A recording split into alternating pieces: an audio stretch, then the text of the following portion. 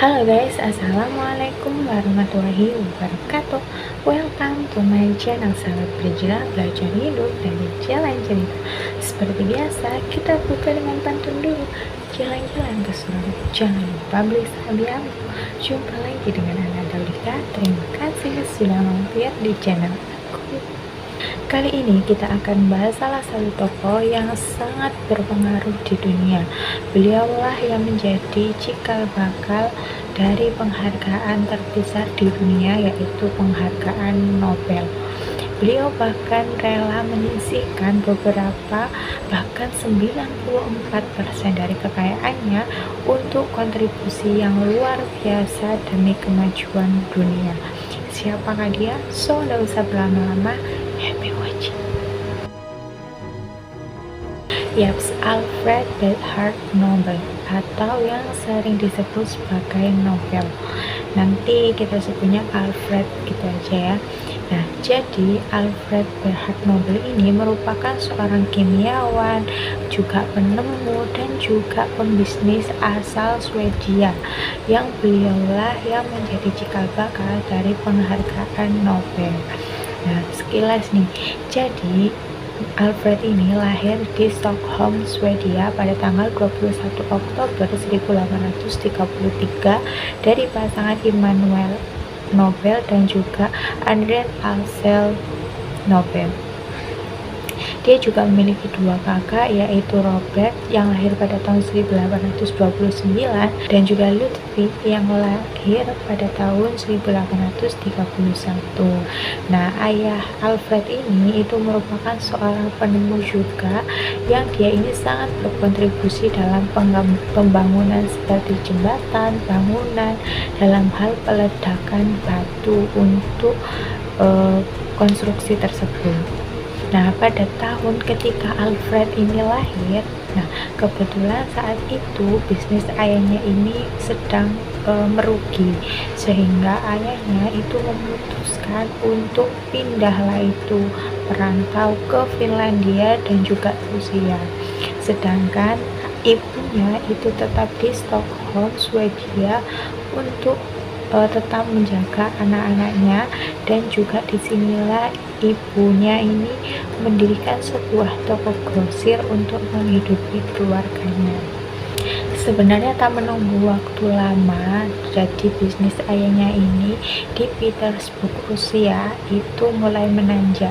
Dia mulai mendirikan bengkel untuk persediaan alat-alat bagi prajurit Rusia dalam menghadapi angkatan laut Inggris yang saat itu sedang terjadi perang Crimea pada tahun 1853 sampai 1856. Karena keberhasilan ayah Alfred, yaitu Immanuel di Petersburg, akhirnya Immanuel pun mengajaklah itu keluarganya untuk pindah ke Petersburg, Rusia. Nah, disinilah lahir putra ketiga dari Immanuel, which is itu adalah adik dari Alfred yang diberi nama Emil. Nah, di Petersburg ini Immanuel memberikan pendidikan kepada anak-anaknya ini dengan memberi mereka guru privat dalam hal ilmu alam, bahasa, dan juga sastra. Hal ini membuat Alfred ketika berusia 17 tahun ini sudah bisa berbahasa dan juga menulis dalam bahasa Swedia, Prancis, Inggris, Jerman, dan juga Rusia. Alfred sangat tertarik nih pada dunia bahasa, fisika, dan juga kimia. Nah, sebenarnya di sini Alfred itu punya bakat dalam hal puisi. Namun ayahnya kurang mendukung. Ia ingin bahwa anaknya ini mengikuti jejaknya, yaitu menjadi penemu atau ahli dalam bidang kimia. Akhirnya ayahnya pun mengirimnya itu ke luar negeri untuk belajar menjadi insinyur kimia. Nah, saat itu ayahnya ini mengirim dia ke Paris. Alfred kemudian pergi meninggalkan Rusia menuju Paris pada tahun 1850-an. Ia menghabiskan kurang lebih setahun di Paris. Ia bekerja di sebuah laboratorium Profesor T.J.P. Laws, dan ia di sana itu bertemu dengan kimiawan muda lainnya yang berasal dari Italia bernama Ascanio Sobrero. Tak hanya itu, ia juga mengunjungi Amerika Serikat dan bertemu dan bekerja di bawah arahan John Ericsson, pembuat kapal ketat monitor. Nah, pada tahun 1852, Nobel kembali pulang. Ia ke Petersburg, Rusia, dan menemui ayahnya. Kemudian ia bersama ayahnya pun mengembangkan nitrogliserin. Jadi nitrogliserin ini merupakan sebuah larutan yang mudah meledak. Nah, kalau kita FYI atau flashback bahwa ayahnya Nobel kan memang seorang penemu ya kan. Akhirnya bersama ayahnya ia mengembangkanlah itu nitrogliserin menjadi sebuah peledak yang komersial dan juga teknis. Nah, mereka berdua kemudian mengembangkanlah itu nitrogliserin tersebut, dan Nobel sangat tertarik dengan cara kerja nitrogliserin tersebut untuk pengembangan peledakannya. Dia juga sangat senang dengan kebermanfaatan nitrogliserin tersebut dalam membantu segala pekerjaan gitu. Sayangnya pada tahun kurang lebih 1856 kondisi keluarga Alfred ini memburuk setelah perang Crimea di sana. Nah, setelah perang Crimea berakhir, Nobel dan juga ayahnya memutuskanlah itu untuk pergi ke Swedia, sedangkan kedua kakaknya yang bernama Robert dan Ludwig ini tetap di Rusia, dan mereka meneruskan bisnis keluarganya yaitu industri minyak. Mereka mengelolanya dan sukses dalam bidang industri minyak tersebut. Nah, setelah kembalinya Nobel ke Swedia pada tahun 1863, ia kemudian mengembangkanlah lagi itu nitrogliserin yang sudah pernah ia buat di sana. Nah, sayangnya pada percobaannya tersebut ini justru membahayakan dan bahkan membuat adiknya yaitu Emil meninggal dunia. Sejak saat itulah kemudian pemerintah melarang untuk percobaan tersebut.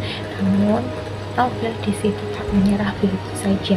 Ia kemudian melakukan percobaannya di atas Danau Mälaren pada tahun 1864.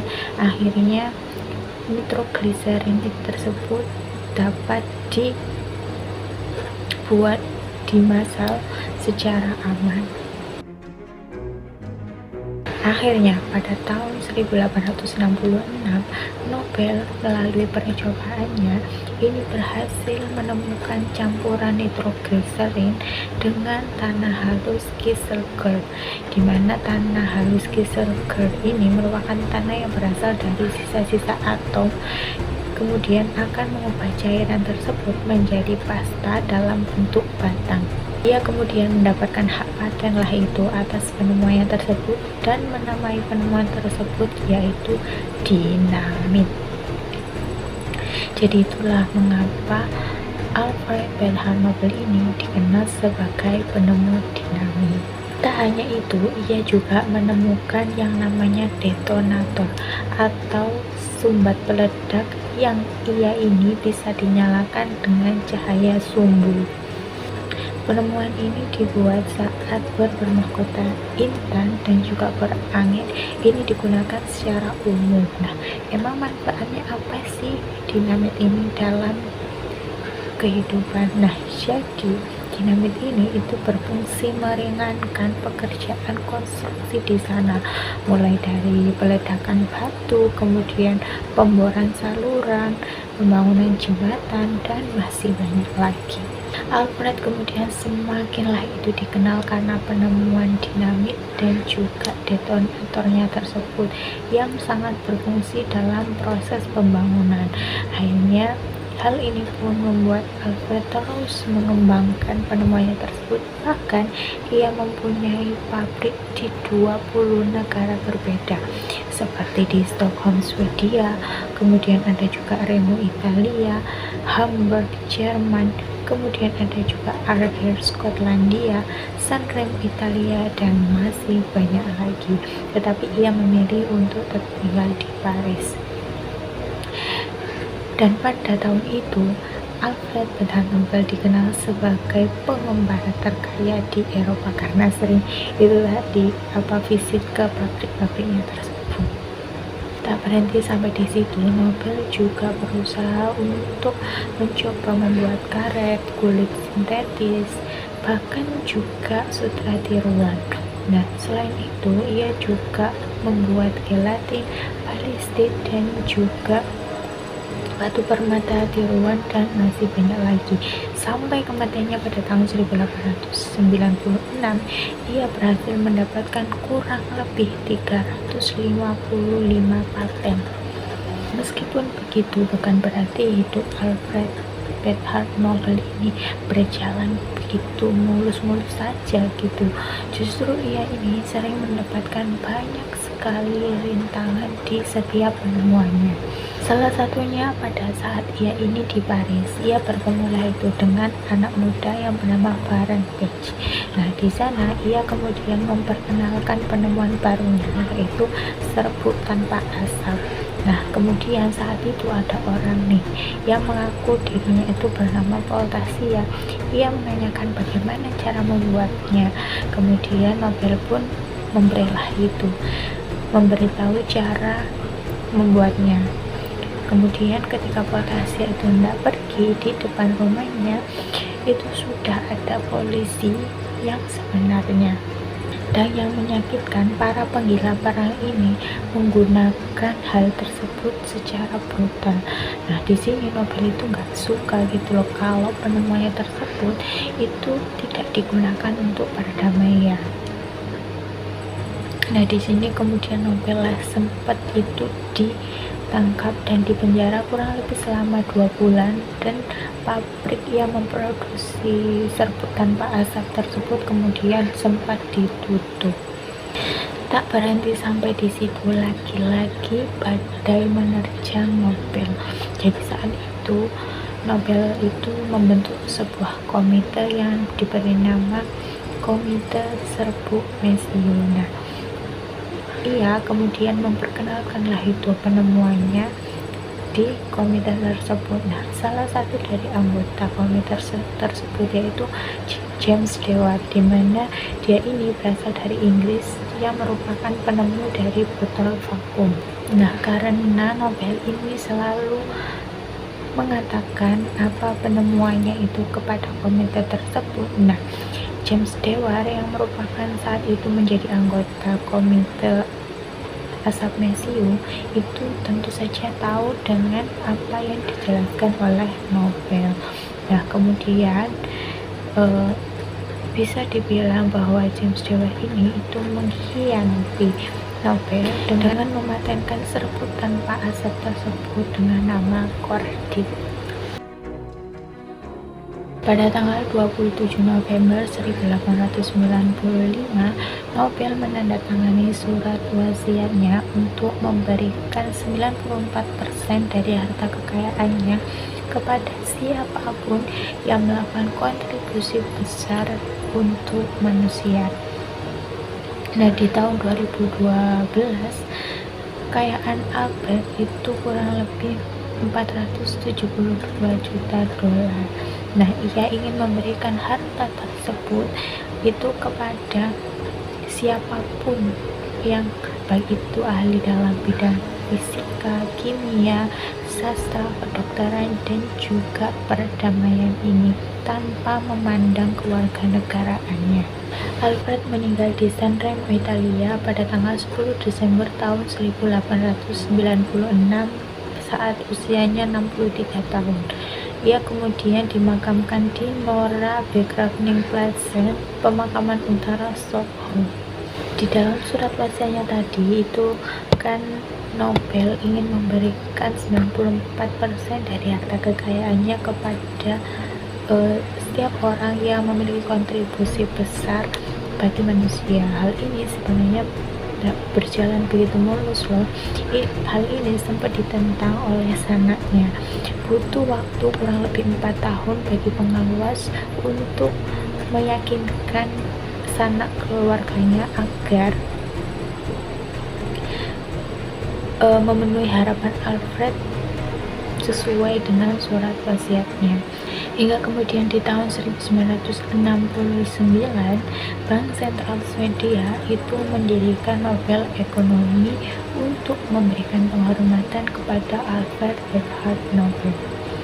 Lalu apa sih itu penghargaan Nobel dan kategorinya ada apa saja, serta siapa yang bisa mendapatkan penghargaan Nobel tersebut, dan apakah kamu bisa mendapatkannya? Kita bahas. Jadi penghargaan Nobel ini merupakan penghargaan yang diberikan kepada siapapun yang telah melakukan penelitian luar biasa, baik mereka menemukan teknik, peralatan, maupun kontribusi yang luar biasa bagi kehidupan manusia.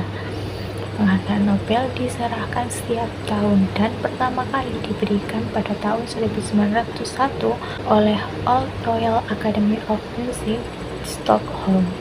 Nah, bagi mereka yang melakukan kontribusi besar di dunia ini, penghargaan Nobel merupakan penghargaan tertinggi bagi mereka.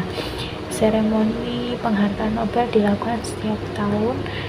Penghargaan tersebut diberikan setiap tanggal 10 Desember karena tanggal tersebut ialah tanggal Alfred Bernhard Nobel ini wafat. Selain itu, mereka yang mendapatkan penghargaan ini akan diumumkan pada bulan Oktober oleh badan atau komite yang sudah ditentukan. Kurang lebih ada 5 kategori penghargaan untuk siapapun yang ingin mendapatkan penghargaan Nobel, yaitu ada di bidang fisika, kimia, sastra, kedokteran, dan juga perdamaian. Nah, lalu siapa saja sih yang menentukan siapa yang mendapatkan penghargaan Nobel, siapa yang mendapatkan di bidang ini? Jadi mereka itu mempunyai kategori atau siapa saja yang dapat menentukan yang dapat dalam penghargaan tersebut dalam berbagai kategori. Dalam bidang fisika dan juga kimia, ini ditentukan oleh Akademi Ilmu Pengetahuan Kerajaan Swedia. Kemudian dalam bidang kedokteran, ini ditentukan oleh The Karolinska Institute.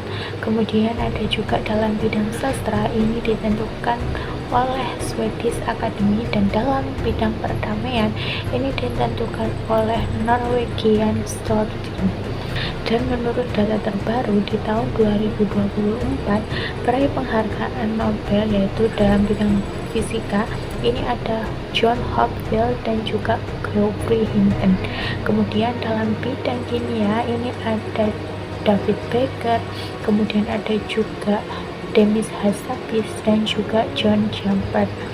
Selain itu, dalam bidang fisiologi atau kedokteran ada Victor Ambers dan juga Gary Rupkun. Dalam bidang perdamaian ada Nihon Hidenkyo, dan dalam bidang sastra ada Han Kang. Yaps, itu tadi teman-teman sedikit sejarah mengenai penemu dinamit yaitu Alfred Bernhard Nobel, dan dia jugalah yang menjadi pencetus dari penghargaan Nobel dunia. Tak hanya kaya, sosoknya yang sangat berjasa dan tidak mudah menyerah ini perlu kita tiru. So, terima kasih, mudah-mudahan kita dapat meneladani dari sifat baik Alfred Bernhard Nobel tersebut, dan semoga dunia terus berkembang menjadi lebih baik karena penghargaan yang diberikan olehnya. So, terima kasih teman-teman baik yang sudah nonton dari awal hingga akhir. Mohon maaf bila ada kekurangan. Jangan lupa like, komen, dan subscribe-nya, dan juga nyalakan tombol loncengnya ya. Terima kasih. Wassalamualaikum warahmatullahi wabarakatuh. Bye.